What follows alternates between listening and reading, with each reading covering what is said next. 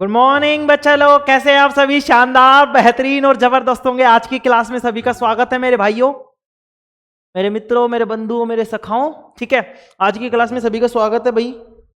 बताएंगे सभी कैसे हैं, अच्छे हैं, भले हैं, ठीक हैं, बुरे हैं, कैसे हैं, जैसे भी हैं वैसे बताएंगे। और मेरे मित्रों, मेरे भाइयों, मेरे प्यारे सखाओं, हाँ ऐसे ही रहते हैं, ऊट पटांग नाम लिखे होते हैं। हाँ इंस्टा पे ज़्यादा मिलता है ना, ऊट पटांग मिलते हैं। चलो स्टार्ट करें भाई अपनी आज की क्लास। देखो भाई, मैं एक चीज़ और बता देता हूँ। देखो अपने क्या है, गांव में है स्टूडियो, तो थोड़ा सा क्या होता है, कई बार नेट वेट की दिक्कत आ जाती है। अभी क्या है, कल की क्लास अपलोड नहीं हो पाई थी, ठीक है, तो मैंने रिकॉर्ड कर दी थी। अब वो क्या है, आज अपलोड हो जाएगी, ठीक है। तो थोड़ा सा भाई समय को थोड़ा सा एडजस्ट करेंगे भैया। अपन क्या है उस ऐसे ही क्षेत्रों में रहते हैं कई बार, है ना। अब यहाँ पे क्या है, आंधी तूफान आते रहते हैं अपने। तो आंधी भी ऐसे आती है, बिना आंखों से देखे हुए सीधी चलती रहती है, पता नहीं क्या आ रहा है सामने, तोड़ ताड़ देते हैं। तो कई बार क्या हो रहा है, नाइट की मतलब इंटरनेट का इशू आ जाता है ना, तो वो अपलोड नहीं हो पा रही थी, ठीक है। तो भाई उसके लिए क्या है भाई, सॉरी है ना। देखो के लिए तो क्षमा प्रार्थी है भैया, हम ना, हाँ कान पकड़ के, हाँ कान पकड़ के भैया ना, क्षमा प्रार्थी है, कोई नहीं। अभी रेगुलर क्लासेस, देखो क्लासेस तो रेगुलर लेंगे, मैंने कह दिया तुमसे 365 दिन मतलब 365 क्लासेस, ठीक है। कैसे करवानी है कैसे नहीं करनी अपन करेंगे, ठीक है। देखो अपना चैप्टर हो चुका था भाई पूरा का पूरा, अपन ने नोट्स पूरे बनवा लिए थे, प्रॉपर नोट्स बना लिए थे अपन ने, ठीक है ना। अब अपन क्या कर रहे थे, चैप्टर के रिवीजन में देख रहे थे कि चैप्टर में कुछ चीजें हैं। देखो चैप्टर, इस चैप्टर में मैंने क्या है, बीच के क्वेश्चन छोड़े हैं बहुत सारे, है ना, उनको अपन यहाँ पे करेंगे कवर, ठीक है। देखो क्या क्या चीजें हैं और क्या क्या नहीं है, इसके बारे में अपन यहाँ पे चैप्टर में डिस्कस करेंगे, ठीक है। चलो तो तैयार है सभी? सभी तैयार है क्या? बताएंगे नालायको, बताएंगे सभी? तैयार हैं? चलो स्टार्ट करें।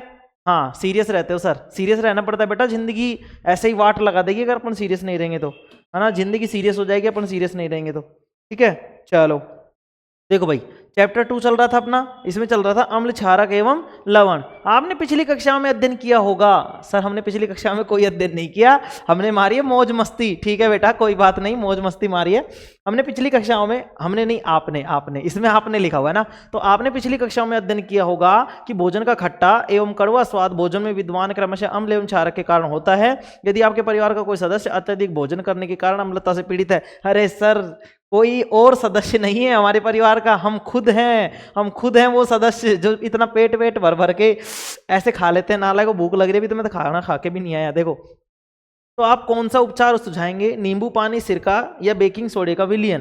भाई तीनों ही बता देंगे हम तो, तीनों ही मिला पीछे जो सुखा कलेश कट है ना। नालायक को देखो, उपचार बताते समय आप किस गुणधर्म का ध्यान रखेंगे? हमको पता हो, हमारे घर का करता है, हमको पता हो गुणधर्म से। मैं बताऊंगा नालायक को, इधर देखो कि आप जानते हैं कि अम्ल एवं क्षारक एक दूसरे के प्रभाव को समाप्त करते हैं। आपने अवश्य इसकी जानकारी का उपयोग किया होगा। नहीं सर आज पढ़ रहे हैं हम तो पहले से ही चलता आ रहा है सिस्टम हमारा।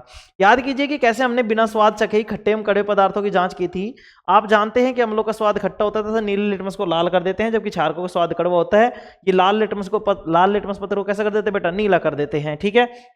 देखो इसमें देखो और क्या लिखा हुआ है, लिटमस एक प्राकृतिक सूचक होता है, ये चीज मैंने लिखवाई दी थी। इसी प्रकार हल्दी भी एक क्या है, ऐसा ही सूचक है। क्या आपने कभी ध्यान दिया है कि श्वेत कपड़ों पर लगे सब्जी के दाग पर, श्वेत का मतलब सफेद रंग के जो कपड़े होते हैं बेटा, उन पर जो दाग लगा होता है, मैंने बताया था ना, खाया और निकल गया, इधर से गिर जाता है कई बार, ठीक है। हाँ कल भंडारा था यहाँ पे, देखो श्वेत कपड़े पर लगे सब्जी के दाग, कल क्या आज ही था, परसों था, चलो पता नहीं कब था। श्वेत कपड़े पर लगे सब्जी के दाग पर जब क्षार की प्रकृति वाला साबुन रगड़ते हैं तो उस धब्बे का रंग कैसे हो जाता है? भूरा लाल हो जाता है। कैसे हो जाता है? भूरा लाल। अभी भूरे लाल नहीं है नालायक को, ये भूरा लाल है, मतलब लाल भूरा हो जाता है। कैसे हो जाता है? लाल भूरा। हाँ भूरे लाल नहीं है नालायक को, देखो।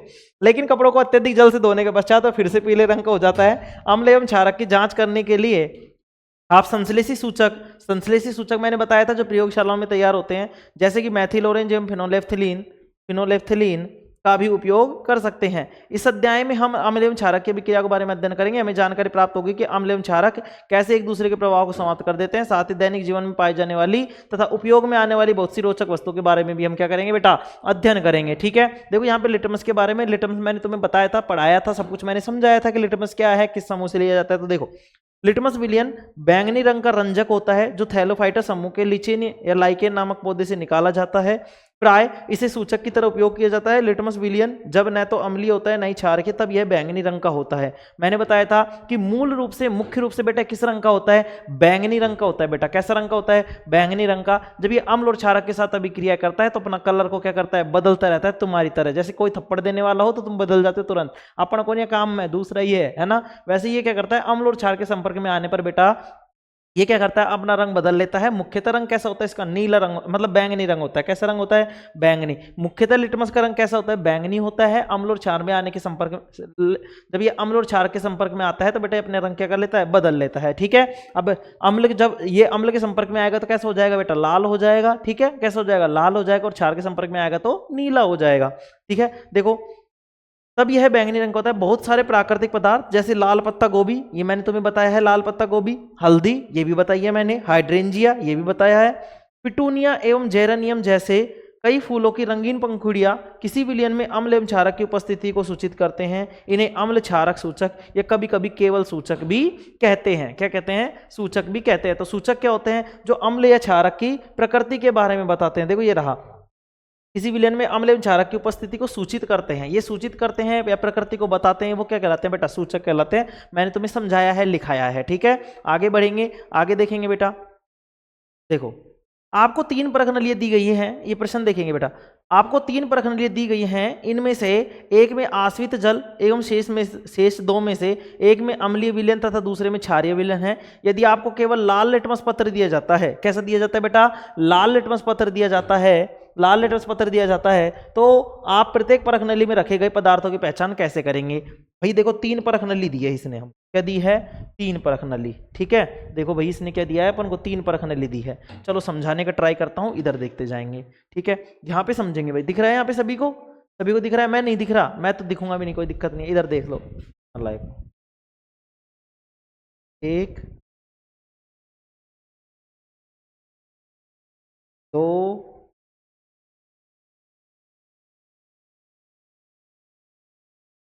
3 परखनली दिख रही है। इन 3 परखनलियों में क्या है भाई, एक में तो क्या है, देखो एक में तो क्या है भाई, एक में तो है अम्ल बेटा।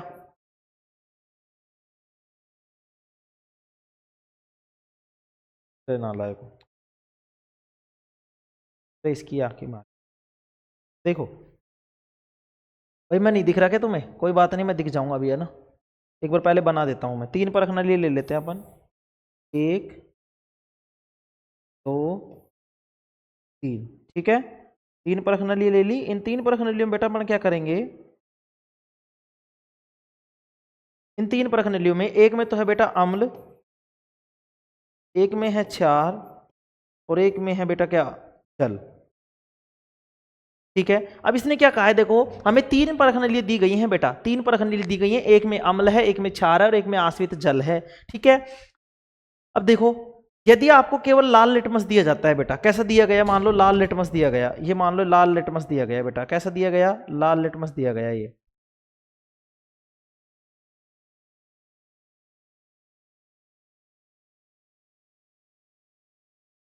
ये मान लो लाल लिटमस दिया गया। अच्छा अब ये बताएंगे कि लाल लिटमस क्या करता है भाई, लाल लिटमस को नीला कौन करता है, बताओ। लाल लिटमस को नीला कौन करता है, बताओ। लाल लिटमस को नीला कौन करता है, तो हम क्या करेंगे, इस लाल लिटमस को इसमें डुबोएंगे, पहले जल में डुबोएंगे, तो कोई फर्क पड़ेगा क्या, नहीं सर इसमें कोई फर्क नहीं पड़ेगा। अच्छा ये क्या करता है भाई, ये अम्ल में डुबोएंगे तो कुछ करेगा क्या, नहीं सर, अम्ल तो क्या करता है भाई, नीले लिटमस को लाल कर देता है, तो ये तो पहले से ही लाल है तो पता ही नहीं चलेगा। तो देखो अपन को क्या पता चल जाएगा भाई, ये लाल रंग अगर चेंज ही नहीं हो रहा है तो फिर क्या होगा, या तो आसुत जल होगा। देखो भाई क्यों, भाई लाल रंग का था, जब ये आसुत जल होता है, आसुत जल मतलब जो जल होता है वो कैसा होता है, उदासीन होता है, तो उदासीन तो कुछ करेगा ही नहीं, ना तो लाल करेगा ना नीला करेगा ना कुछ भी, कोई चेंज नहीं करेगा। तो भाई इसको आसुत जल में, जब इसको आसुत जल में डुबोया या इसका विलयन थोड़ा सा इस पे डाला तो इसमें कोई चेंज होगा क्या, नहीं सर इसमें कोई चेंज नहीं होगा, कोई भी चेंज नहीं होगा।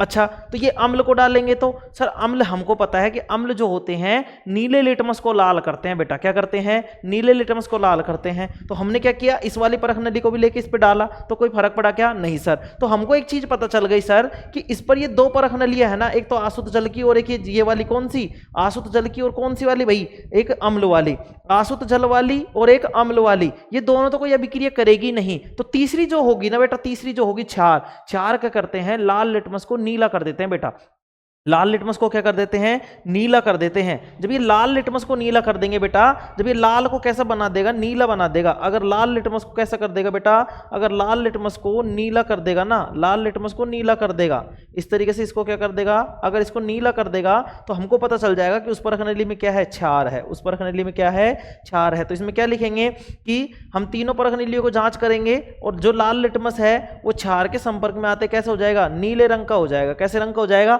नीले रंग का। तो अम्ल क्या हो जाए, देखो क्षार क्या करेगा, लाल को नीले में परिवर्तित कर देगा, तो हमको पता चल जाएगा वो क्षार है। ठीक है, कोई दिक्कत नहीं है। दूसरा अपन क्या करेंगे, इस नीले लिटमस को, इस नीले लिटमस को, भाई अम्ल का तो पता ही चल गया, इस परख नली को हटा लेंगे अब अपन। ठीक है, तो हमको पता चल गया, क्योंकि वो सॉरी ये क्षार वाली को हटा लेंगे, क्षार वाली का पता चल गया ना भाई, क्षार क्या करता है, लाल को नीला करता है। तो हमको पता चल गया सर कि क्षार की वजह से हुआ है, तो इसमें तो क्षार है। अब बची कितनी परख नलियां सर, दो परख नलियां, एक तो जल वाली बची है और एक अम्ल वाली बची है, एक तो जल वाली और एक अम्ल वाली। देखो देखो भाई, यहां पे लिख रहा हूं मैं, सही से बना रहा हूं। देखो अब यहां पे क्या होगी भाई, अब अपने पास दो बची। देखो भाई अम्ल ने क्या यहां पे क्या किया, हमारे पास लिटमस था। देखो भाई लिटमस था, कैसा रंग का दिया था इसने, लाल दिया था। कैसा दिया था, लाल। जब लाल दिया था तो क्षार क्या करता है, लाल को नीला कर देता है। तो हमने तीनों परख नली में डुबो कर देखा, जब हमने देखा कि एक ऐसी परख नली भी थी, तीनों परख नलियों में एक परख नली ऐसी भी थी बेटा जिसमें ये लाल रंग का लिटमस जो था वो कैसा हो गया था, वो नीला हो गया था सर। कैसा हो गया था, नीला हो गया था। और जब नीला हो गया था तो हमको पता था कि सर क्या, कि सर जो क्षार होते हैं, जो क्षार होते हैं ना बेटा, जो क्षार होते हैं वो क्या करते हैं, क्षार क्या करते हैं बेटा, क्षार सर, क्षार लाल को नीला कर देते हैं। ये जो क्षार होते हैं ये लाल को क्या कर देते हैं बेटा, नीला कर देते हैं। क्या कर देते हैं, लाल को नीला कर देते हैं। लाल को क्या कर देते हैं, नीला। तो जैसे ही हमने इस परख नली में डुबोया और उसमें इसका जो लिटमस पत्र है उसका रंग नीला हो गया, तो हमको पता चल गया कि इसमें क्या है बेटा, क्षार है। इसमें क्या है, क्षार है। जब हमने क्या किया, अब हमारे पास दो परख नलियां बची बेटा, अब हमारे पास क्या बची, दो परख नलियां बची। इन दो परख नलियों में हमने क्या किया, एक में आसुत जल था और एक में क्या था, अम्ल था। तो देखो हमने जब इसको, इस नीले लिटमस पत्र को जब इसमें डुबोया, मान लो ये आसुत जल है, तो आसुत जल पे तो कोई प्रभाव ही नहीं पड़ेगा, तो हमें पता चल गया कि वो कौन सा जल है, आसुत जल है। फिर इस नीले लिटमस को हमने जब इसमें अम्ल में डाला, किसमें डाला, अम्ल में, तो अम्ल क्या करता है, नीले को लाल कर देता है। तो हमको ये पता चल जाएगा कि इसमें क्या है बेटा, इसमें क्या है, अम्ल है। आ गई बात समझ में, कैसे पता करेंगे, जब तीनों परख नलियां दी होंगी तो हमारे पास जो लाल लिटमस है वो अम्ल और उदासीन जल है, जो आश्रित जल है, आश्रित जल है, उसके साथ तो कोई क्रिया नहीं करेगा, कोई भी रंग में परिवर्तन नहीं आएगा बेटा। लेकिन जैसे ही वो क्षार के संपर्क में आएगा वो लाल लिटमस कैसा हो जाएगा बेटा, नीला हो जाएगा। क्यों, क्योंकि मैंने तुम्हें बताया था कि जो क्षार होते हैं वो लाल लिटमस को नीला कर देते हैं। ठीक है, तो हमें क्षार का पता चल गया, तो हम उसको, तो क्षार को तो हटा देंगे। बचेंगे कितनी परख नलियां सर, दो परख नलियां बचेंगी, एक में आश्रित जल होगा और एक में अम्ल होगा। अब मैंने आश्रित जल में डुबोया, तो तुम्हें पता है कि आश्रित जल तो कोई परिवर्तन लाता ही नहीं है। क्यों, क्योंकि वो उदासीन प्रकृति का होता है बेटा। कैसे प्रकृति का होता है, उदासीन प्रकृति का होता है, तो वो तो कोई परिवर्तन लाएगा ही नहीं। अब बचा कौन सा सर, तीसरा बचा। और तीसरे में क्या है बेटा, अब क्या पता तीसरे में भी आश्रित जल हो या कुछ और हो, क्या पता क्षार वाली बदल गई हो। तो हम क्या करेंगे, तीसरी वाली को भी चेक करेंगे। जब तीसरी वाली परख नली से हमने चेक किया तो लाल लिटमस जो था, मतलब सॉरी, जो अम्ल की वजह से, वो क्षार की वजह से कैसा हो गया था, नीला हो गया था। भाई पहले लाल दिया था, क्षार में जब डुबोया तो नीला हो गया। अब उस नीले को हमने इस अम्ल में डाला तो वो वापस किस रंग का हो गया था, लाल रंग का हो गया। किसका हो गया, लाल रंग का। क्यों, क्योंकि अम्ल क्या करते हैं बेटा, नीले लिटमस पत्र को लाल लिटमस पत्र में बदल देते हैं। अम्ल नीले लिटमस को क्या कर देते हैं, लाल कर देते हैं। इसलिए हमको क्या पता चल गया भाई, इसके बारे में अपन को पता चल गया कि इसमें अम्ल है, इसमें क्षार है और इसमें आश्रित जल है। तो कोई दिक्कत, तीनों को पता कर दोगे प्रयोगशाला में, कभी मिलेगा मौका तो हाँ सर कर देंगे। ठीक है बेटाओ, ऐसे ही उम्मीद है मुझसे, तुम मेरी उम्मीदों पर खरे उतरते रहना, मैं तुम्हारे साथ इसी तरीके से खड़ा रहूंगा। हैं, चलो देखो, अम्ल एवं क्षारक के गुणधर्म समझना भाई। ठीक है भाई, समझेंगे, वैसे तो समझा दिया नालायक मैंने तुम्हें। प्रयोगशाला में अम्ल एक क्षारक, देखो विज्ञान की प्रयोगशाला से हाइड्रोक्लोरिक अम्ल, ये मैंने सूत्र बताया था, लिखवाया है तुम्हें, HCl, सल्फ्यूरिक अम्ल H2SO4, नाइट्रिक अम्ल HNO3, एसिटिक अम्ल CH3 COOH, sodium hydroxide NaOH, calcium hydroxide CaOH का whole twice, sodium hydroxide NaOH, magnesium hydroxide MgOH का होल ट्वाइस एवं अमोनियम हाइड्रोक्साइड NH4OH के विलयनों के विलयनों के नमूने एकत्र कीजिए। कर लेंगे भाई नमूने एकत्र। और देखो इसने क्या कहा है, ऊपर दिए गए प्रत्येक विलयन की एक बूंद वाच गिलास में बारी बारी से रखिए एवं सारणी 2.1 के अनुसार निम्नलिखित सूचकों से उसकी जांच कीजिए। ठीक है भाई, लाल लिटमस, नीले लिटमस, फिनोलेथिलीन एवं मेथिल ऑरेंज विलयन के साथ लिए गए विलयन के रंग में क्या क्या परिवर्तन होता है आपने प्रेक्षण सारणी में 2.1 में लिखिए। ये 2.1 हो गई भाई, यहाँ पे विलयन का नमूना ले लिया, लाल लिटमस विलयन ले लिया, नीला लिटमस विलयन ले लिया, या फिनोलेफ्थिलीन का विलयन ले लिया, और ये क्या ले लिया, मेथिल ऑरेंज का विलयन ले लिया। रंग में परिवर्तन के द्वारा देखो इनमें क्या होगा, रंग में परिवर्तन होगा बेटा इनमें जब अपन लेंगे, क्योंकि अम्ल, क्षारक और ये सारी चीजें होंगी, तो अब ये क्या करेंगे भाई, रंग में परिवर्तन होगा। अगर रंग में परिवर्तन के द्वारा यह सूचक हमें बताते हैं कि कोई पदार्थ अम्ल है या क्षारक, अम्ल है या क्षारक, इसके कुछ ऐसे पदार्थ होते हैं जिनकी गंध अम्लीय क्षारीय माध्यम में भिन्न हो जाती है, इन्हें गंधीय सूचक कहते हैं। क्या कहते हैं, गंधीय सूचक कहते हैं बेटा। क्या कहते हैं, गंधीय सूचक कहते हैं। मैंने तुम्हें बताया था गंधीय सूचक क्या होते हैं, ऐसे सूचक होते हैं जिनकी अम्लीय क्षारीय माध्यम में गंध क्या हो जाती है, भिन्न हो जाती है बेटा, और यही बात यहाँ पे लिखी हुई है।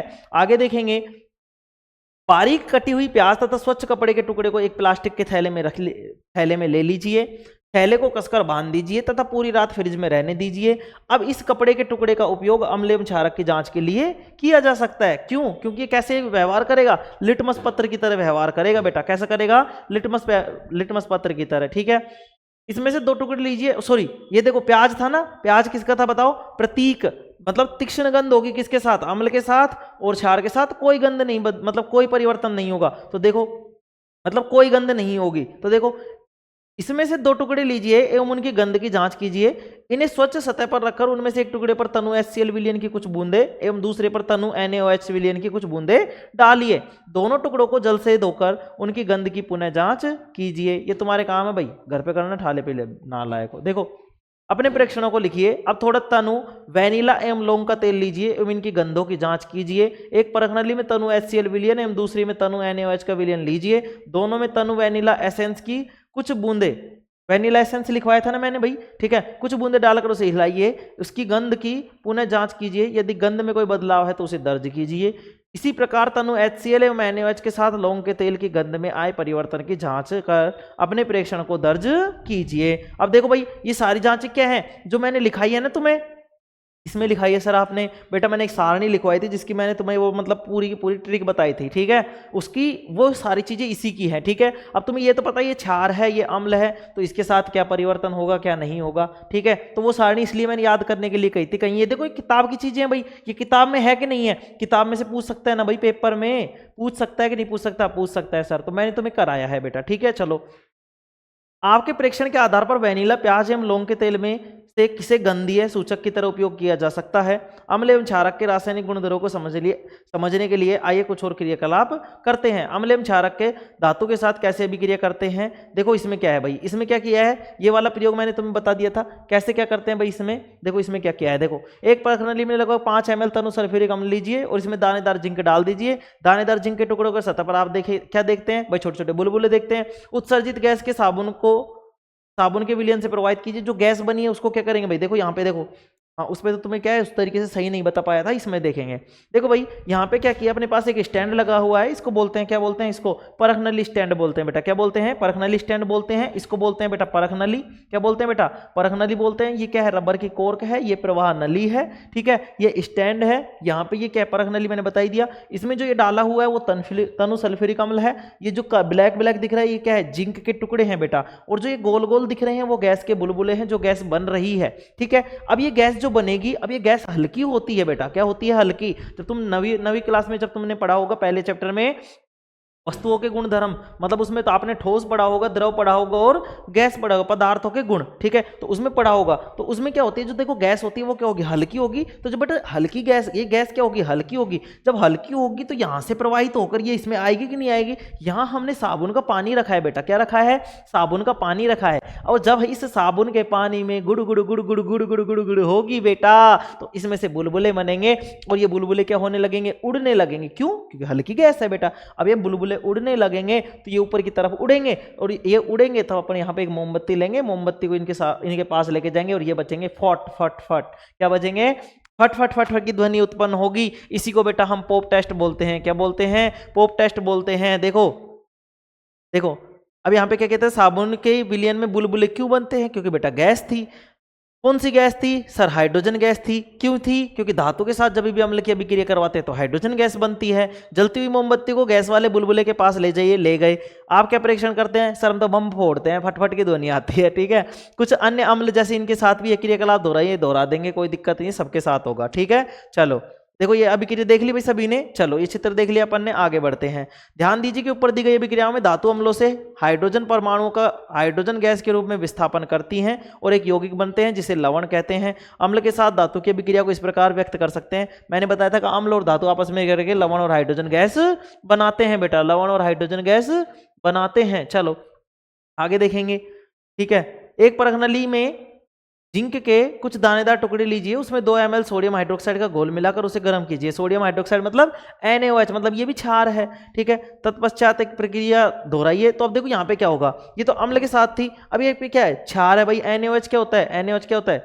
सोडियम हाइड्रोक्साइड क्या होता है? सोडियम का Na, हाइड्रोक्साइड के लिए OH लगाते हैं तो NaOH हो जाएगा। इस अभिक्रिया को निम्न प्रकार लिख सकते हैं, NaOH प्लस में जिंक, तो क्या बनेगा? ये बनेगा बेटा सोडियम जिंकेट। क्या बनेगा? Sodium zincate. और इसका सूत्र याद होना चाहिए, Na2ZnO2, Na2ZnO2, Na2ZnO2। ठीक है, याद होना चाहिए। क्यों? क्योंकि जब हमें मतलब अभिक्रिया बना रहे होंगे तो हमें पता रहना चाहिए कि भाई इससे ये पदार्थ बनेगा और इस पदार्थ का सूत्र क्या होता है। ठीक है, चलो कौन सी गैस निकली बेटा? यहां पे भी हाइड्रोजन गैस निकली। आप देखेंगे कि अभिक्रिया में पुनः हाइड्रोजन बनता है, किंतु ऐसी अभिक्रियाएं सभी धातुओं के साथ संभव नहीं है। कुछ धातुएं क्या होती हैं जिनके साथ अभिक्रिया नहीं होती। ठीक है, वो अपन तीसरे चैप्टर में पढ़ रहे होंगे। देखो धातु कार्बोनेट तथा धातु हाइड्रोजन कार्बोनेट अम्ल के साथ कैसे अभिक्रिया करते हैं? तो धातु कार्बोनेट हो, धातु हाइड्रोजन कार्बोनेट हो या बेटा धातु बाई कार्बोनेट हो, जब भी अभिक्रिया करती हैं तो कौन सी गैस बनती है? कार्बन डाइऑक्साइड गैस बनती है। ठीक है, चलो देखेंगे। 2 परखनली लीजिए एवं उन्हें ए एवं बी से नामांकित कीजिए। परखनली ए में लगभग 0.5 सोडियम कार्बोनेट लेंगे बेटा। क्या लेंगे? सोडियम कार्बोनेट Na2CO3 लीजिए एवं परखनली बी में 0.5 gram sodium hydrogen carbonate NaHCO3 लीजिए। ठीक है, दोनों परखनलियों में लगभग 2 ml तनु सल्फ्यूरिक अम्ल तनु हाइड्रोक्लोरिक अम्ल डालिए, मतलब तनु HCl डालिए। आपने क्या निरीक्षण किया? चित्र 2.2 के अनुसार प्रत्येक स्थिति में उत्पादित गैस को चूने के पानी मतलब कैल्शियम हाइड्रोक्साइड का जो विलयन होता है उसमें से प्रवाहित करेंगे। ठीक है, और क्या करेंगे? अपने निरीक्षणों को लिखेंगे। चलो आगे देखते हैं। देखो यहाँ पे क्या है, ये कार्बन डाइऑक्साइड जांच के लिए वो चित्र है। ठीक है, यहाँ पे क्या करते हैं, ये परखनली ली हुई है, यहाँ पे सोडियम कार्बोनेट लिया हुआ है बेटा। सोडियम कार्बोनेट का मतलब Na2CO3 लिया है। क्या लिया हुआ है? Na2CO3 लिया हुआ है। यहाँ पे इस परखनली में क्या है? तनु HCl है बेटा, तनु HCl है। तनु और सांद्र में समझ आता है, तनु में मतलब पानी की मात्रा ज्यादा है और अम्ल की मात्रा कम है। ठीक है, कार्बन डाइऑक्साइड गैस, यहाँ पे कौन सी गैस बनेगी बेटा? कार्बन डाइऑक्साइड गैस बनेगी। और कार्बन डाइऑक्साइड गैस भी हल्की होगी, तो हल्की होगी तो क्या होगी? इस परखनली जो ये नली है, जो ये निकास नली है, इससे क्या होगी? इसमें से प्रवाहित होकर यहाँ पे आएगी। यहाँ पे हमने क्या किया है? इस परखनली में चूने का पानी लिया है बेटा। क्या लिया है? चूने का पानी लिया है। ये चूने का पानी देखो पहले इस तरीके का था, मतलब थोड़ा मटमैला कलर का था, थोड़ा सा मटमैला सा था, लेकिन जैसे ही ये उसके संपर्क में आएगा, इस कार्बन डाइऑक्साइड गैस के संपर्क में आएगा, ये पानी कैसा हो जाएगा? बिल्कुल दूधिया कलर का हो जाएगा बेटा। कैसा हो जाएगा? दूधिया कलर का हो जाएगा। ठीक है, तो कौन सी गैस बन रही थी? धातु कार्बोनेट या धातु हाइड्रोजन बाई कार्बोनेट के साथ, सॉरी धातु हाइड्रोजन कार्बोनेट, धातु बाई कार्बोनेट, धातु देखो धातु कार्बोनेट, धातु बाई कार्बोनेट और धातु हाइड्रोजन कार्बोनेट, इनके साथ कौन सी गैस बन रही थी? इनके साथ जो गैस बन रही थी बेटा वो कौन सी थी? सर कार्बन डाइऑक्साइड गैस थी। ठीक है, कार्बन डाइऑक्साइड गैस थी। उपरोक्त क्रियाकलाप में होने वाली अभिक्रियाओं को इस प्रकार लिखा जाता है। परखनली ए में अपन ने क्या लिया था? देखो ये दोनों अभिक्रियाएं लिखवाई है मैंने, ध्यान से देखेंगे। Na2CO3 प्लस में 2HCl, तो यहाँ पे क्या बनेगा? NaCl बन जाएगा बेटा, NaCl बन जाएगा, साथ में जल निकल जाएगा, H2O हो जाएगा। और यहाँ पे कौन सी गैस निकलेगी बेटा? कार्बन डाइऑक्साइड गैस निकलेगी। परखनली बी में NaHCO3 और यहाँ पे HCl है, तो ये क्या बनाएगा? NaCl बनाएगा प्लस में H2O प्लस में CO2 बनाएगा बेटा। ठीक है, आगे देखेंगे। कौन सी गैस बन रही है सब में? Carbon dioxide. अब ये कार्बन डाइऑक्साइड जो गैस थी इसको हम बहुत अधिक मात्रा में देंगे बेटा, बहुत अधिक मात्रा में क्या देंगे, इसको देंगे अपन। तो ये चूने के पानी में अपन क्या करेंगे, कार्बन डाइऑक्साइड देंगे, तो ये CaCO3 बन जाएगा। क्या बन जाएगा? कैल्शियम कार्बोनेट बन जाएगा, और साथ में क्या बन जाएगा बेटा, जल बन जाएगा। क्या बन जाएगा? जल। ठीक है, अब क्या करते हैं, देखो भाई ये कार्बन डाइऑक्साइड गैस को क्या किया अपन ने, चूने के पानी से प्रवाहित किया, तो क्या बना अपने पास, ये बना CaCO3 कैल्शियम कार्बोनेट। अब ये कैसा शेप है, श्वेत कलर का शेप है, सफेद कलर का है। अब इसमें से क्या करेंगे, बहुत अधिक मात्रा में कार्बन डाइऑक्साइड देंगे। जब बहुत अधिक मात्रा में कार्बन डाइऑक्साइड देंगे बेटा, तो हमारे पास बनेगा क्या, कैल्शियम। कैल्शियम बाई क्यों बोला हूं बाई, क्योंकि H लग रहा है बेटा, H लग रहा है, इसको कैल्शियम हाइड्रोजन कार्बोनेट या कैल्शियम बाइकार्बोनेट बोलेंगे बेटा। तो कैल्शियम बाइकार्बोनेट, और ये कैसा होगा, जल में घुलनशील होगा बेटा। कैसा होगा, जल में घुलनशील होगा। देखो आगे देखेंगे, चूना पत्थर जिसको लाइम स्टोन बोलते हैं बेटा, क्या बोलते हैं, लाइम स्टोन। खड़िया को क्या बोलते हैं, चौक। जो चौक लिखते हैं ना अपन बोर्ड पे लिखते हैं चौक, ठीक है, वो चौक। ठीक है, एवं संगमरमर। संगमरमर का मतलब जो मार्बल अपने घरों में लगा होता है, मार्बल। कैल्शियम कार्बोनेट के विविध रूप हैं, कैल्शियम कार्बोनेट के ही रूप है। ये लाइन भी मैंने नीचे लिखवाई हुई है। आगे देखेंगे, सभी धातु कार्बोनेट एवं हाइड्रोजन कार्बोनेट अम्ल के साथ अभिक्रिया करके संगत लवण कार्बन डाइऑक्साइड एवं जल बनाते हैं। इस अभिक्रिया को इस प्रकार से व्यक्त करते हैं, धातु कार्बोनेट हो या धातु हाइड्रोजन कार्बोनेट हो या धातु बाइकार्बोनेट हो, अगर इनकी क्रिया अम्ल के साथ करवाते हैं बेटा, तो लवण बनेगा। कौन सा लवण, संगत लवण बनेगा, कार्बन डाइऑक्साइड गैस बनेगी और जल बनेगा। देखो यहां तक कोई दिक्कत नहीं होनी चाहिए, मैंने सारी चीजें समझाई हैं भैया ना। चलो आगे देखेंगे, अम्ल एवं क्षारक परस्पर अभिक्रिया कैसे करते हैं। ठीक है, कैसे करेंगे भैया अम्ल और क्षार आपस में क्रिया करके। देखो, परख नली में 2 ml NaOH का घोल लीजिए एवं उसमें 2 बूंद फिनोलेफ्थलीन विलयन डालिए। विलयन का रंग क्या है, ठीक है भाई, बताएंगे फिनोलेफ्थलीन के विलयन का रंग कैसा है। इस विलयन में एक एक बूंद तनु HCl विलयन मिलाइए। क्या अभिक्रिया मिश्रण के रंग में कोई परिवर्तन आया। अम्ल मिलाने के बाद फिनोलेफ्थलीन का रंग क्यों बदल गया। अब उपरोक्त मिश्रण में NaOH की कुछ बूंदे मिलाइए। क्या फिनोलेफ्थलीन पुनः गुलाबी रंग का हो गया क्या।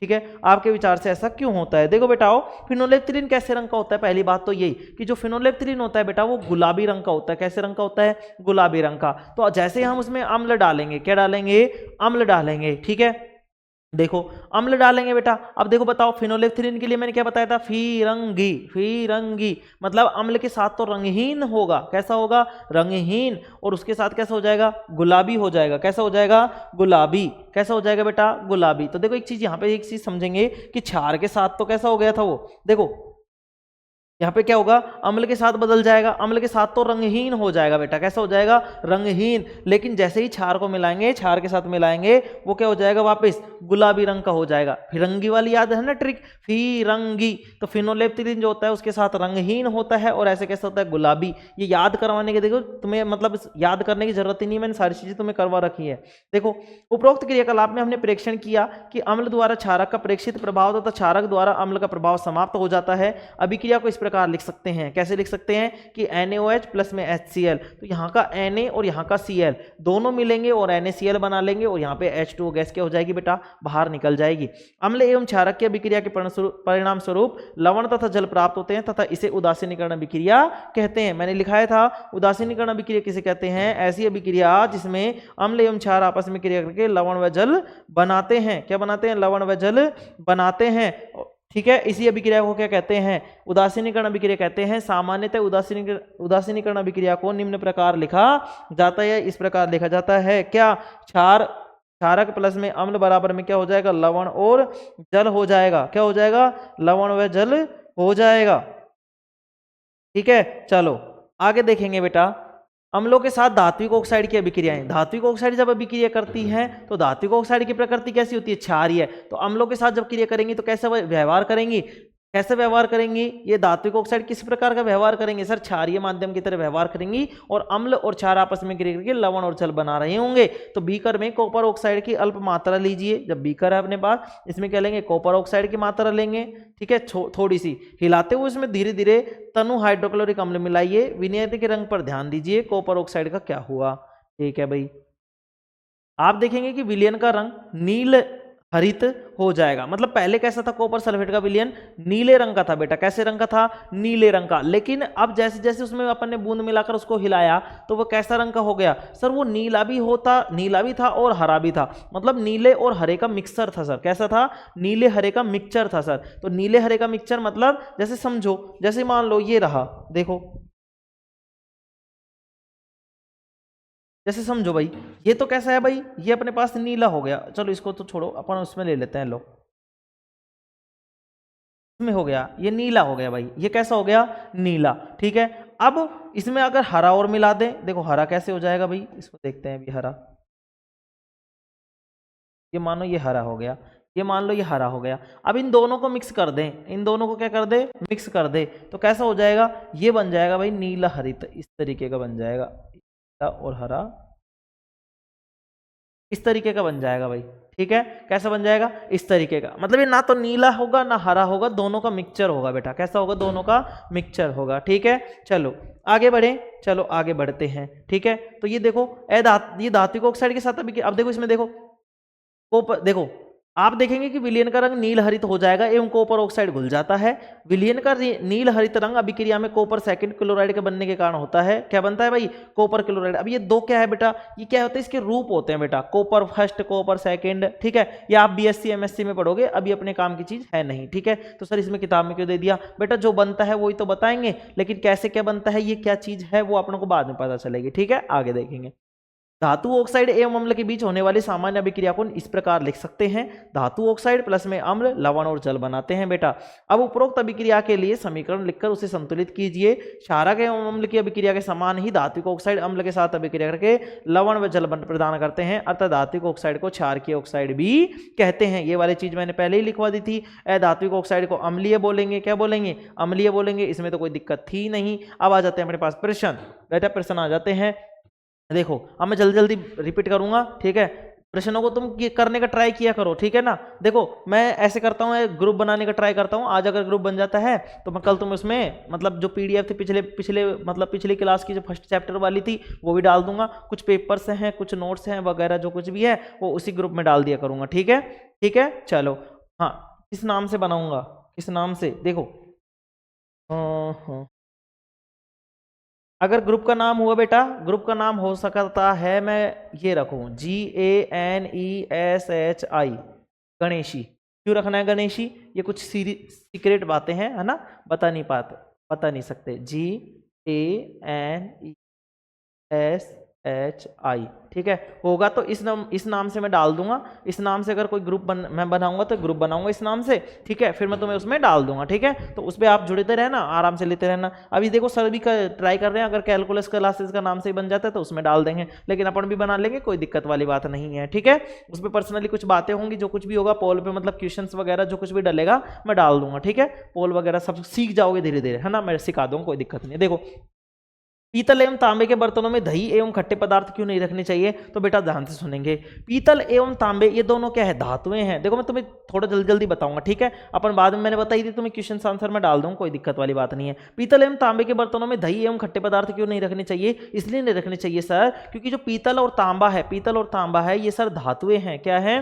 धातुएं हैं। और ये जो खट्टे पदार्थ हैं ये क्या होंगे? अम्ल होंगे। जब धातुएं इसके साथ अभी क्रिया करेंगी, खट्टे पदार्थों के साथ क्रिया करेंगी, तो विषैले पदार्थ बना लेंगी, जहरीले पदार्थ बना लेंगे, कुछ ऐसे पदार्थ बना लेंगे जो हमारे स्वास्थ्य के लिए हानिकारक हैं। तो इसलिए हम क्या करते हैं कि पीतल एवं तांबे के बर्तनों में दही या खट्टे पदार्थ नहीं रखते बेटा। ठीक है। आगे देखेंगे। धातु के साथ अम्ल की अभिक्रिया होने पर सामान्यतः कौन सी गैस निकलती है? हाइड्रोजन गैस निकलती है। एक उदाहरण के द्वारा समझाइए इस गैस की जांच की उपस्थिति के लिए आप कैसे करेंगे? तो मैंने बताया था अपन ने फटफट ध्वनि वाले, ठीक है, उसमें से उदाहरण भी दिया हुआ है उसमें, वहीं पे, तो वहीं से उतार लेंगे।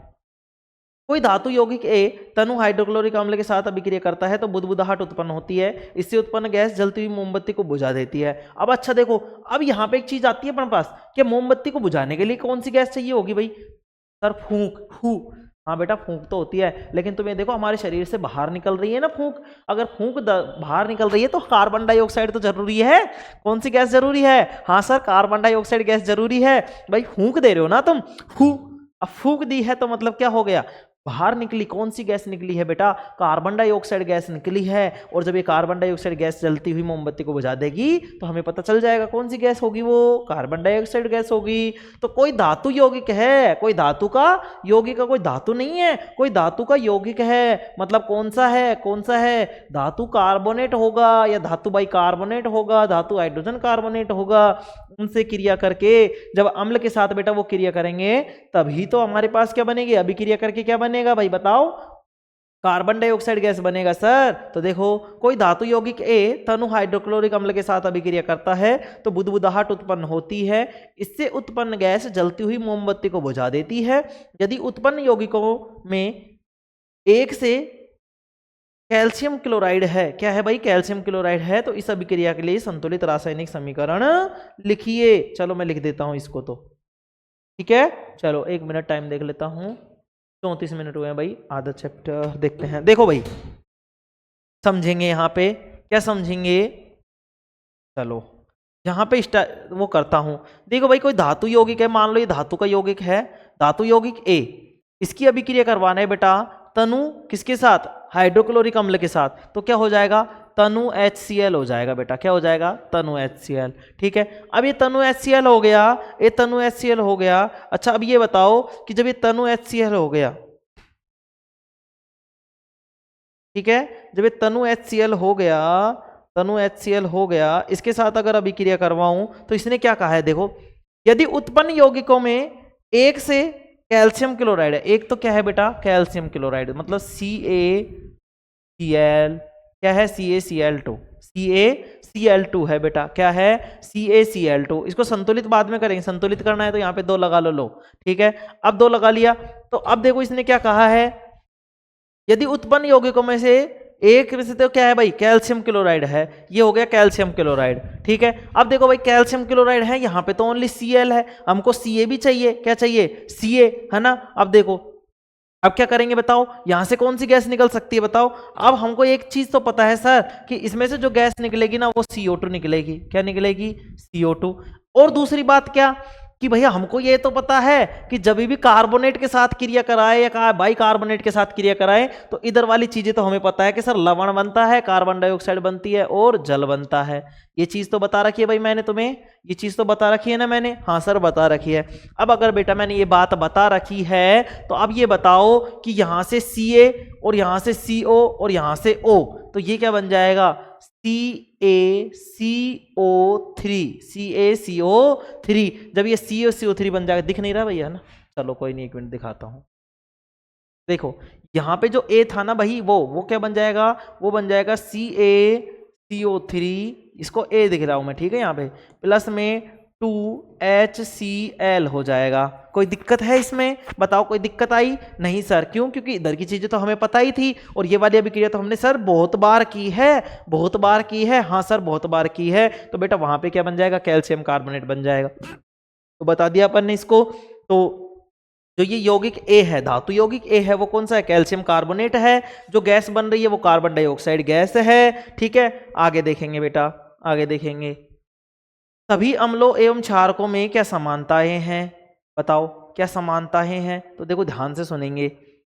हमने देखा कि सभी अम्लों में समान रासायनिक गुणधर्म होते हैं। गुणधर्मों में समानता क्यों होती है? हमने क्रियाकलाप 2.3 में देखा कि धातु के साथ अभिक्रिया करने पर सभी अम्ल हाइड्रोजन गैस उत्पन्न करते हैं। इससे पता चलता है कि सभी अम्लों में हाइड्रोजन होता है।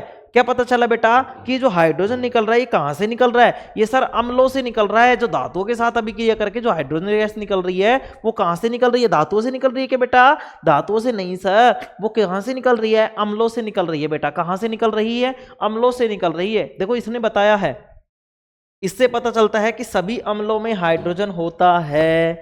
ठीक है, हाइड्रोजन होता है। आइए एक क्रियाकलाप के माध्यम से हम जांच करें कि क्या हाइड्रोजन युक्त सभी यौगिक अम्लीय होते हैं। है भाई, जिसमें हाइड्रोजन होगा क्या वो सारे के सारे अम्लीय होगा क्या? चलो जांच कर लेते हैं। तो हमने क्या किया? ग्लूकोज, एल्कोहल, हाइड्रोक्लोरिक अम्ल, सल्फ्यूरिक अम्ल आदि का एक विलयन लिया।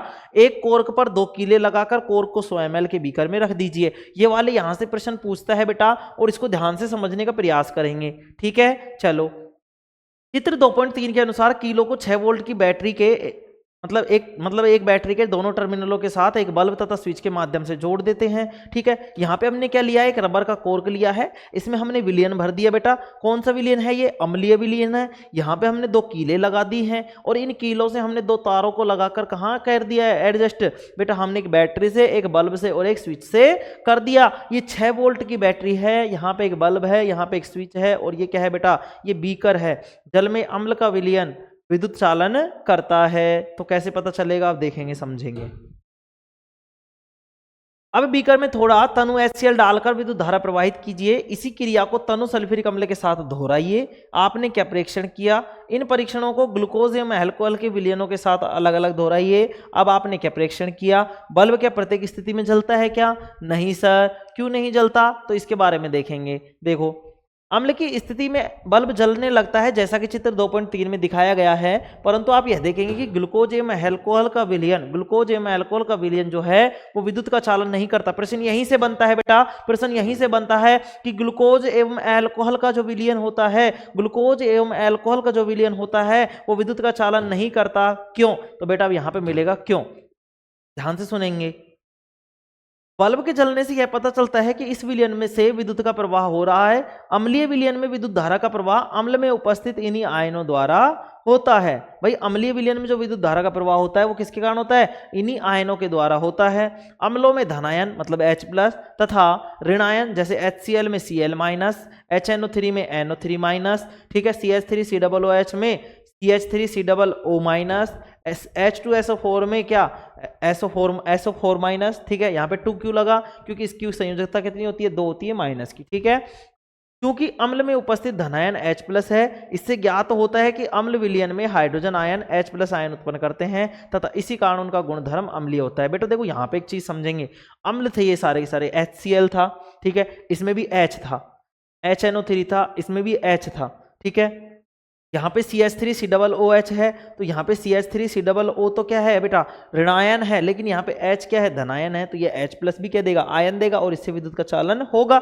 यहाँ पे H2SO4 में SO4 क्या है, ऋणायन है, लेकिन H2 क्या है, यहाँ पे भी प्लस है, धनायन है, तो ये क्या होगा, ये सारे के सारे क्या देंगे, H+ आयन देंगे बेटा, क्या देंगे, H+ आयन। और इसी कारण इनका गुणधर्म कैसा होता है, ये H+ आयन क्या करते हैं, देते हैं, इसलिए इनका गुणधर्म कैसा होगा बेटा, इनका गुणधर्म होगा अम्लीय बेटा, कैसा होगा, अम्लीय गुणधर्म होगा। आगे देखते हैं, सोडियम हाइड्रोक्साइड बेटा, सोडियम हाइड्रोक्साइड का मतलब NaOH है, कैल्शियम हाइड्रोक्साइड CaOH का होल ट्वाइस है, आदि जैसे क्षारकों का उपयोग करके इस क्रियाकलाप को दोहराइए। इस क्रियाकलाप के परिणामों से आप क्या निष्कर्ष निकाल सकते हैं। तो देखिए, जलीय विलयन में अम्लीय क्षारक का क्या होता है, जलीय विलयन में अम्लीय क्षारक का क्या होता है, तो देखेंगे क्या अम्ल केवल जलीय विलयन में ही आयन उत्पन्न करते हैं, इसकी जांच कीजिए बेटा। अब इसकी जांच करेंगे कि जलीय विलयन में ही होता है क्या ठोसों में नहीं होता। मान लो एक ठोस है अपने पास, मतलब खट्टा पदार्थ है कोई, तो क्या वो मतलब विद्युत का चालन करेगा या नहीं करेगा, नहीं करेगा बेटा, ध्यान से सुनेंगे, वो नहीं करेगा। तो देखेंगे यहाँ पे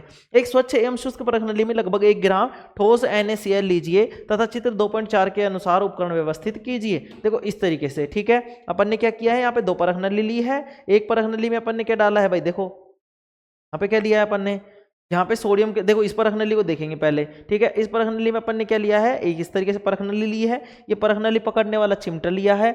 यहाँ पे क्या है, ये परख नली है, ये क्या है बेटा, यहाँ पे क्या है, ये सोडियम क्लोराइड है, ठीक है। यहाँ पे भी इसी तरीके से वो सारी चीजें हैं, लेकिन यहाँ पे क्या है, कैल्शियम क्लोराइड वाली रक्षक नली है, कैल्शियम क्लोराइड वाली क्या है, रक्षक नली, मतलब इसमें कैल्शियम क्लोराइड है, ठीक है। ये क्या है, निकास नली है, यहाँ पे कोर्क लगा हुआ है, ठीक है। अब देखो यहाँ पे क्या हुआ, ये सोडियम क्लोराइड था, NaCl था, क्या था, NaCl। इसमें अपन ने देखो इसमें क्या डाला है, इसने देखो इसमें बताया है, परख नली में कुछ मात्रा में सांद्र सल्फ्यूरिक अम्ल डालिए। ये जो डाल रहा है वो कौन सा है, सांद्र सल्फ्यूरिक अम्ल है बेटा। कैसा अम्ल है, सांद्र सल्फ्यूरिक अम्ल है। देखो आपने क्या परीक्षण किया, क्या निकास नली से कोई गैस बाहर आ रही है, इस प्रकार उत्सर्जित गैस की सूखे एवं नम नीले लिटमस पत्र से जांच कीजिए। किस स्थिति में लिटमस का पत्र का रंग परिवर्तित होता है। उपरोक्त क्रियाकलाप के आधार पर आप निम्न के अम्लीय गुण के बारे में निष्कर्ष निकाल सकते हैं। शुष्क HCl गैस का और HCl के विलयन का। देखो हाँ, ये मेरे लिए निर्देश लिखा हुआ है, इसको मैं भी पढ़ लेता हूँ। यदि जलवायु अत्यधिक आर्द्र हो तो गैस को शुष्क करने के लिए आपको कैल्शियम क्लोराइड वाली शुष्क नली में से गैस प्रवाहित करना होगा। ठीक है भाई, ये मेरे लिए तुम्हारे काम की चीज नहीं है, आगे देखेंगे। आप पहले सुन लो क्यों। समझ तो लो नालायक हो तुम भी, क्या पता कभी टीचर बन जाओ। यदि जलवायु अत्यधिक आर्द्र हो, जलवायु क्या हो, अत्यधिक आर्द्र हो मतलब उसमें नमी हो, तो हमको क्या करना पड़ेगा उसके लिए, तो गैस को शुष्क करने के लिए हमको शुष्क गैस चाहिए ना, इसके लिए हम क्या करेंगे, कैल्शियम क्लोराइड वाली शुष्क नली काम में लेंगे। ठीक है, ये जो नली दी है ना कैल्शियम क्लोराइड वाली रक्षक नली, इसको काम में लेंगे। ठीक है ना, आगे देखेंगे। इस प्रयोग से यह स्पष्ट होता है कि जल की उपस्थिति में HCl में हाइड्रोजन आयन उत्पन्न होते हैं, जल की अनुपस्थिति में HCl अणुओं से H+ आयन पृथक नहीं होते। बेटा इस लाइन को अच्छे से समझ लेंगे। ठीक है, और ये मतलब अभी नहीं तो बाद में बहुत काम आने वाली है कि बेटा जो ठोस जो विलयन होते हैं ना बेटा, ठोस जो विलयन होते हैं, ठोस जो अम्लीय होते हैं, ठोस जो अम्लीय पदार्थ होते हैं, वो विद्युत का चालन नहीं करते। विद्युत का चालन जलीय विलयन में ही होता है। जब अम्ल को जलीय विलयन में मिला देंगे तो ही वो H+ आयन उत्पन्न करेगा। क्या करेगा, H+ आयन उत्पन्न करेगा, ठोसों में वह उत्पन्न नहीं करेगा। तो इस प्रयोग से स्पष्ट होता है कि जल की उपस्थिति में HCl में हाइड्रोजन आयन, जल की उपस्थिति में HCl में हाइड्रोजन आयन उत्पन्न होते हैं, और जल की अनुपस्थिति में HCl अणुओं से H+ आयन पृथक नहीं हो सकते बेटा, नहीं हो सकते। तो देखेंगे यहाँ पे क्या देखेंगे, यहाँ पे एक चीज देखेंगे, HCl+ में H2O बन के क्या हो जाएगा, H3O हो जाएगा। और इस H3O को ही बोलते थे हाइड्रोनियम आयन बेटा। क्या बोलते थे, हाइड्रोनियम आयन। हाइड्रोनियम आयन का मतलब हाइड्रोजन इसमें क्या है, मुक्त हुई है। कैसे सर, बेटा जो H2O है इसमें अगर मैं H और जोड़ दूं तो ये H3O बनेगा कि नहीं बनेगा, इसी को बोलते हैं हाइड्रोनियम आयन। और ये यहीं पर यही बना है, इसको प्लस में लिख। ठीक है, तो यहां पे क्या बनेगा, हाइड्रोनियम आयन बनेगा। तो हाइड्रोजन आयन स्वतंत्र रूप में नहीं रह सकते बेटा, हाइड्रोजन आयन क्या होंगे, स्वतंत्र रूप में नहीं रह सकते। तो देखो हाइड्रोजन आयन स्वतंत्र रूप में नहीं रह सकते, लेकिन ये जल के अणुओं के साथ मिलकर रह सकते हैं। जल के अणुओं के साथ मिलेंगे तो रह लेंगे। भाई ठोसों में क्या है, ऐसे मुक्त अवस्था में नहीं होंगे। जैसे मान लो ये पेन है, ये अम्ल है, तो ये ठोस अवस्था में H+ आयन देगा क्या, नहीं। क्यों, क्योंकि H+ जो आयन है वो मुक्त अवस्था में नहीं रह सकता, मुक्त अवस्था में नहीं रह सकता। तो क्या करेंगे सर, तो मुक्त अवस्था में नहीं रह सकता, तो बेटा ये मुक्त अवस्था में नहीं रह सकता, इसलिए हम क्या करते हैं, इसको जल में डाल देते हैं। और जल का जो अणु होता है H2O, उसके साथ ये क्या करता है, ये हाइड्रोजन जुड़ के और हाइड्रोनियम आयन बना लेता है, जिसका सूत्र H3O होता है बेटा। क्या होता है, H3O होता है। देखो हाइड्रोजन आयन स्वतंत्र रूप में नहीं रह सकते, लेकिन ये जल के अणुओं के साथ मिलकर रह सकते हैं, इसलिए हाइड्रोजन आयन को सदैव H+ या हाइड्रोनियम आयन H3O से दर्शाना चाहिए। H+ और H2O ये करना क्या बनाते हैं, H3O बनाते हैं बेटा, इसको बोलते हैं हाइड्रोनियम आयन। क्या बोलते हैं, हाइड्रोनियम आयन। देखो ये लिख रखा, ठीक है भाई, ठीक है। देखो हमने देखा कि अम्ल जल में H3O+ तथा H+ आयन प्रदान करता है। आइए देखें कि किसी क्षारक को जल में घोलने पर क्या प्राप्त होता है। तो किसी क्षारक को जब जल में घोलेंगे तो देखो क्या बनेगा भाई, इनमें सब में क्या हो जाएगा, OH अलग हो जाएगा। क्या हो जाएगा, OH अलग हो जाएगा। तो मैंने बताया था क्षार क्या होते हैं, ऐसे मतलब ऐसे पदार्थ होते हैं जलीय विलयन में OH- आयन देते हैं बेटा। क्या देते हैं, OH- आयन देते हैं, तो क्या कहलाते हैं, क्षार कहलाते हैं बेटा। क्या कहलाते हैं, क्षार कहलाते हैं। कोई दिक्कत इसमें किसी को नहीं। आगे बढ़ते हैं बेटा और आगे देखते जाते हैं क्या लिखा है। देखो क्षारक जल में हाइड्रोक्साइड आयन उत्पन्न करते हैं। हाइड्रोक्साइड आयन का मतलब है OH, ठीक है, OH आयन उत्पन्न करते हैं। जल में घुलनशील क्षारक को क्या कहते हैं, क्षार कहते हैं। ये वाली लाइन मैंने लिखाई हुई है, ठीक है। इस बारे में देखेंगे, सभी क्षारक जल में घुलनशील नहीं होते। ये वाली लाइन भी मैंने लिखवाई हुई है। जल में घुलनशील क्षारक को ही क्षार कहते हैं बेटा। क्या कहते हैं, क्षारक कहते हैं, क्षार कहते हैं। जल में घुलनशील जो क्षारक होंगे उन्हीं को क्षार कहते हैं। इनका स्पर्श साबुन की तरह मुलायम होता है तथा प्रकृति में इनकी प्रकृति भी कैसी होती है, संक्षारक होती है। इन्हें कभी भी छूना या चखना नहीं चाहिए क्योंकि ये हानिकारक होते हैं, ठीक है।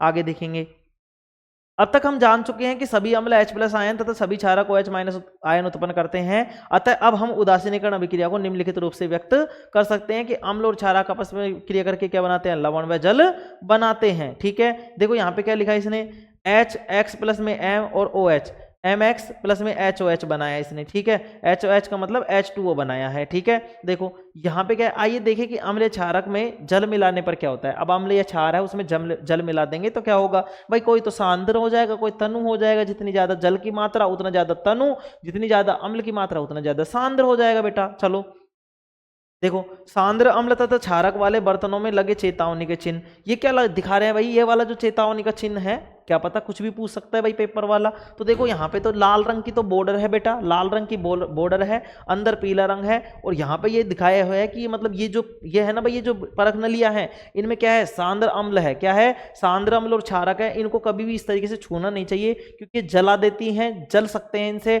हमें इन्हें हानि हो सकती है बेटा, ठीक है। चलो आगे देखेंगे।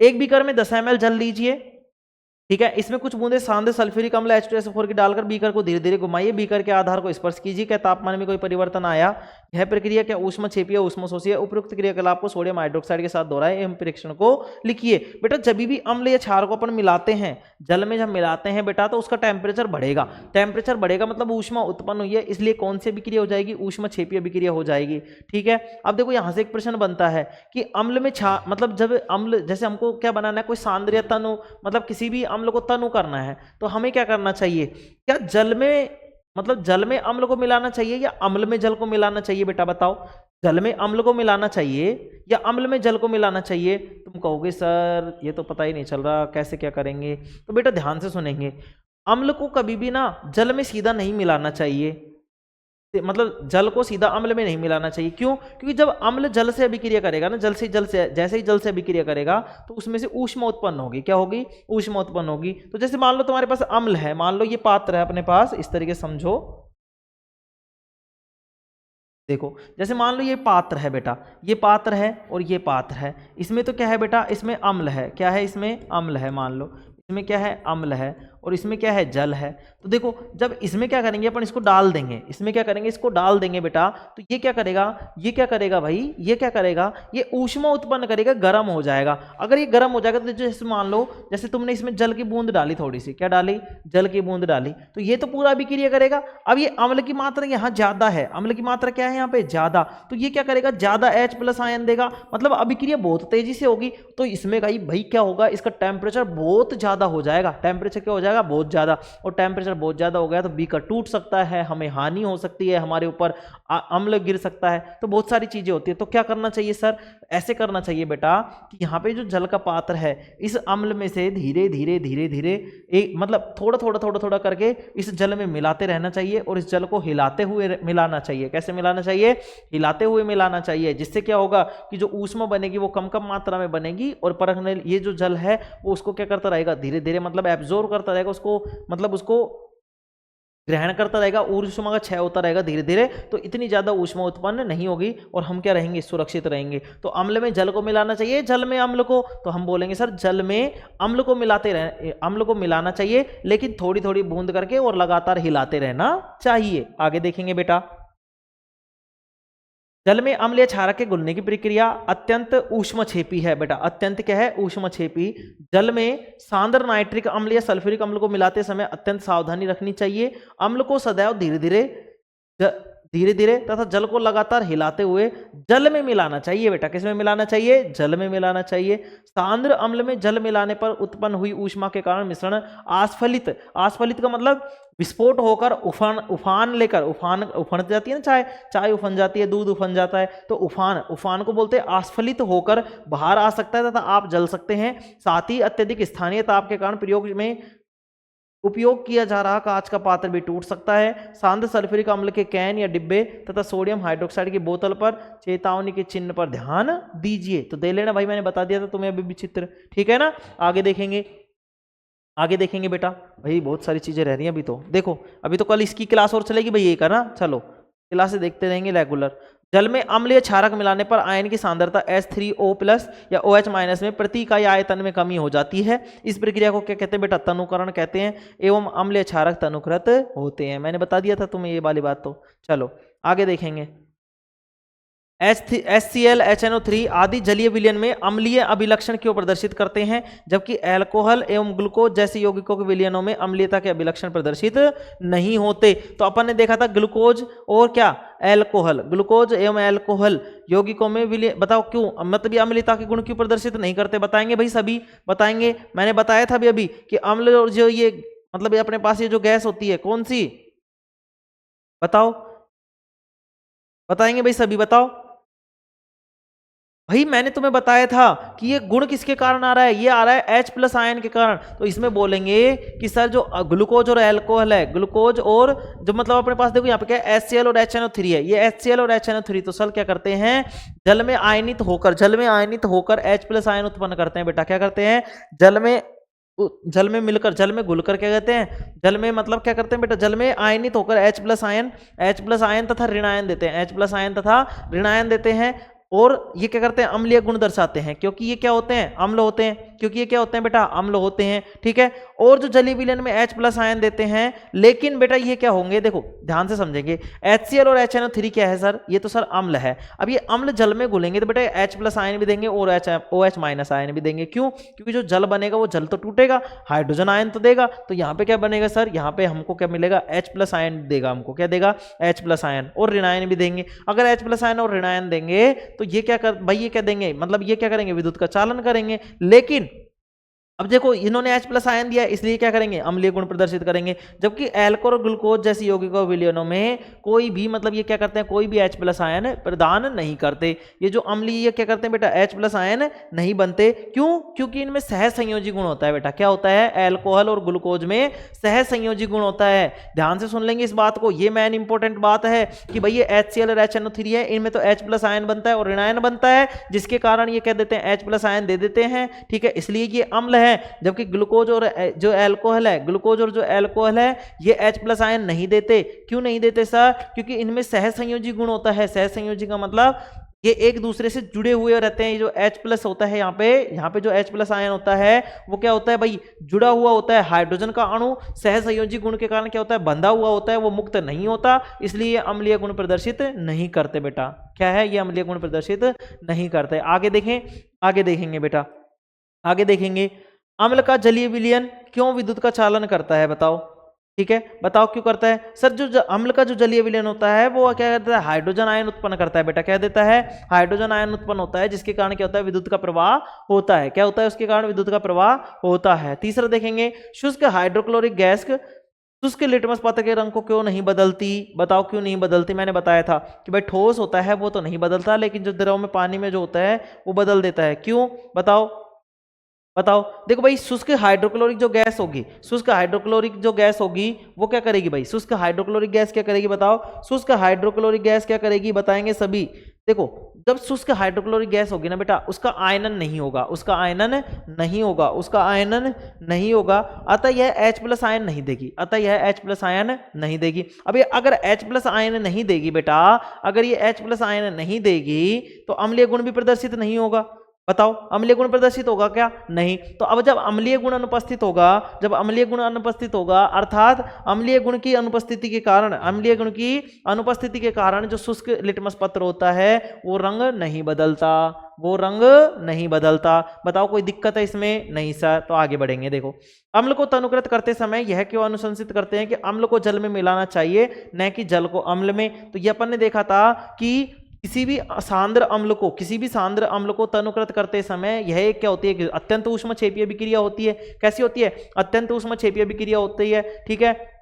इसलिए हम कभी भी अम्ल में जल को नहीं मिलाते, हम क्या करते हैं जल में थोड़ा थोड़ा करके अम्ल को मिलाते हैं और जल को लगातार हिलाते रहते हैं, ठीक है। क्यों नहीं मिलाते? तो पता चल गया कि भाई ये क्या होती है, अत्यंत ऊष्म क्षेपीय अभिक्रिया होती है, इसलिए हमें अम्ल को मतलब अम्ल में जल को नहीं मिलाना चाहिए। अगर अम्ल में जल को मिलाया, अगर हमने अम्ल में जल को मिलाया तो इसके कारण एक अत्यंत क्या होगी, ऊष्मा उत्पन्न होगी, जिसके कारण क्या होगा, जो भी अंदर जो पदार्थ है, जो विलयन है, वो आस्फलित होकर बाहर आ सकता है, हमारे हाथ पैर जल सकते हैं। उसके अलावा क्या हो सकता है बेटा, उसके अलावा क्या हो सकता है, उसके अलावा जो मान लो इतना टेम्परेचर हो गया, बहुत ज्यादा टेम्परेचर हो गया, बहुत ज्यादा मतलब बढ़ गई, हीट बढ़ गई, उसकी जो ऊष्मा है वो बहुत ज्यादा बढ़ गई, तो जो कांच का पात्र तुमने हाथ में पकड़ा हुआ था या चिमटे की सहायता से पकड़ा हुआ था वो भी क्या हो जाएगा, टूट जाएगा बेटा। क्या हो जाएगा, कांच का पात्र भी टूट जाएगा। इसलिए हम क्या कहते हैं कि अम्ल को तनुकृत करते समय अम्ल को जल में मिलाना चाहिए, ना कि जल में अम्ल को,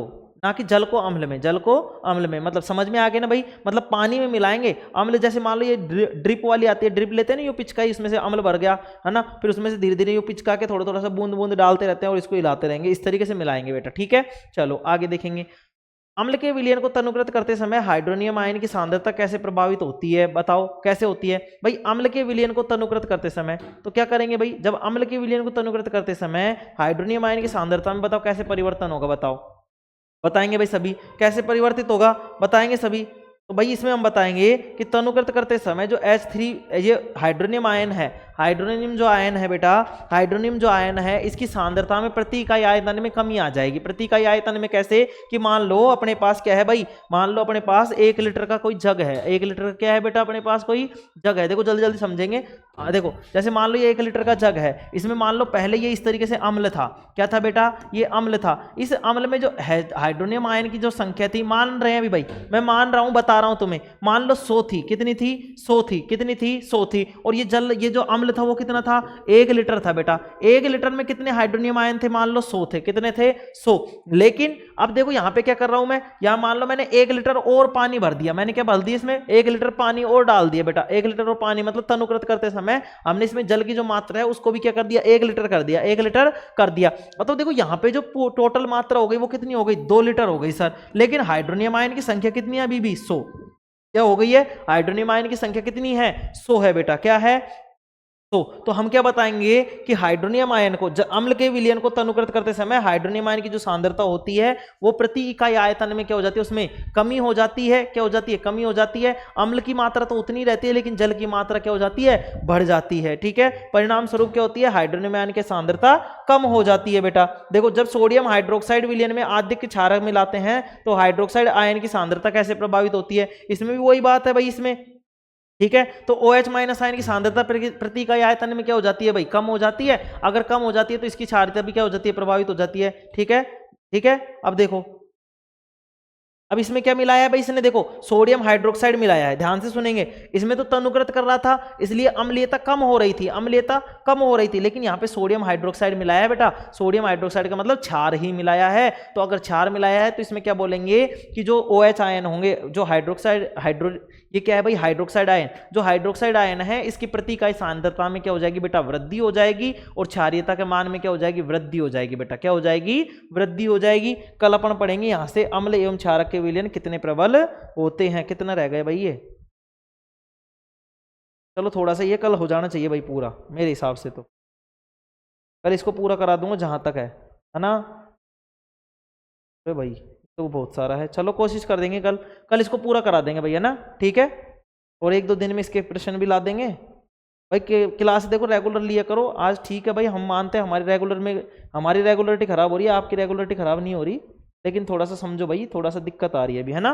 ठीक है भाई आज के लिए इतना ही, थैंक यू, इतना ही, थैंक यू। कोई जवाब चाहिए आज के लिए इतना ही काफ़ी, ठीक है।